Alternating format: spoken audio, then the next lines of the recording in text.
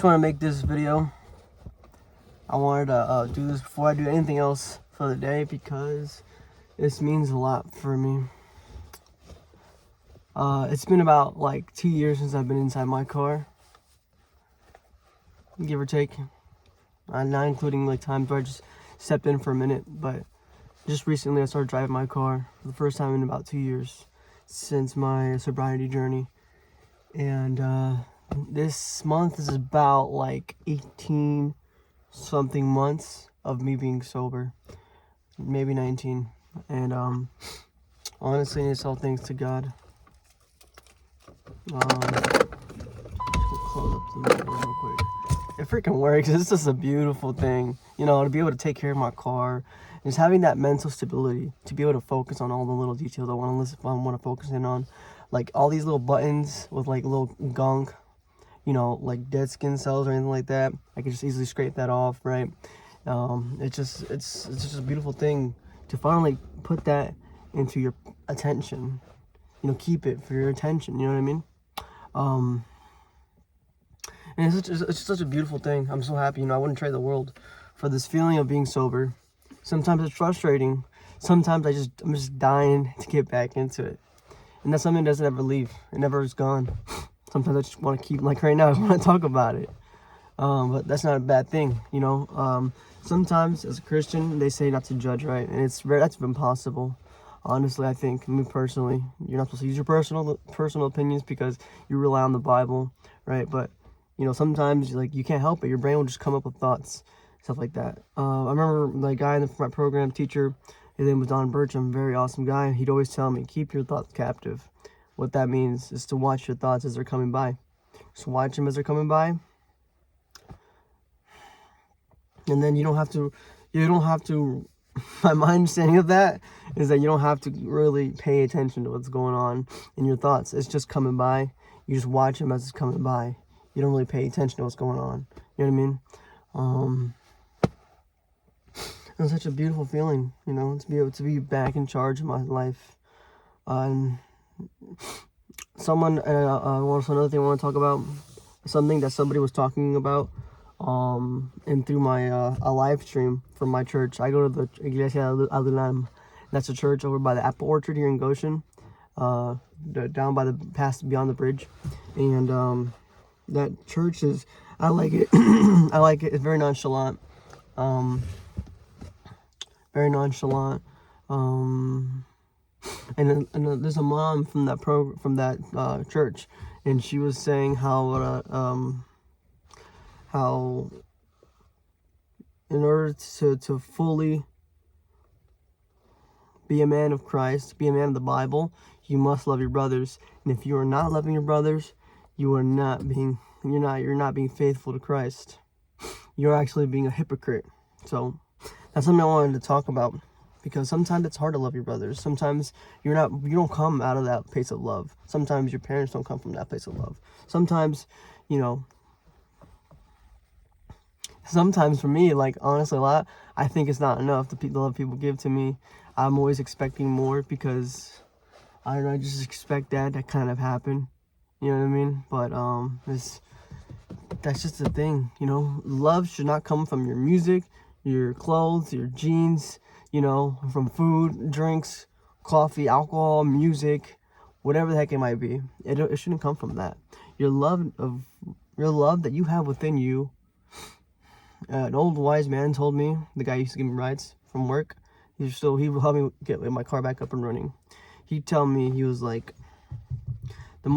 something you need to do before you do anything else is love yourself. Because when you love yourself, you can love other people. Right? This is what this old wise guy told me. But then also, the one thing that you can't love enough is God. And that's the only thing that you cannot love enough. No matter what. You can covet music, covet anything, covet yourself, covet your reputation, covet your job, covet money. The only thing you cannot love too much is God. I think that's so important.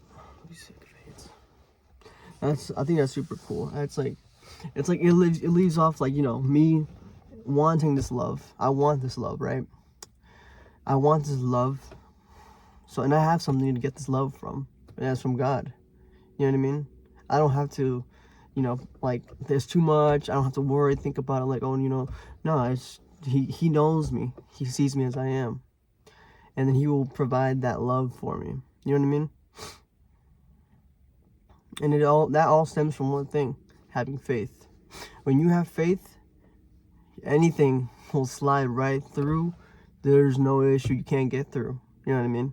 Because faith is what holds you together.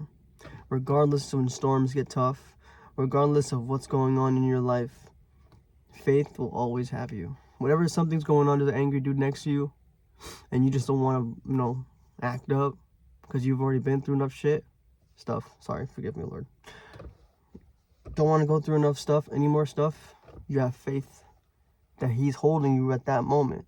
He's giving you a little hug and he's like, hey, bro, I got you, bro. I don't want to take it too personal, God, you know. That's something I get scared of. I don't want God to be this, like, intense force, you know.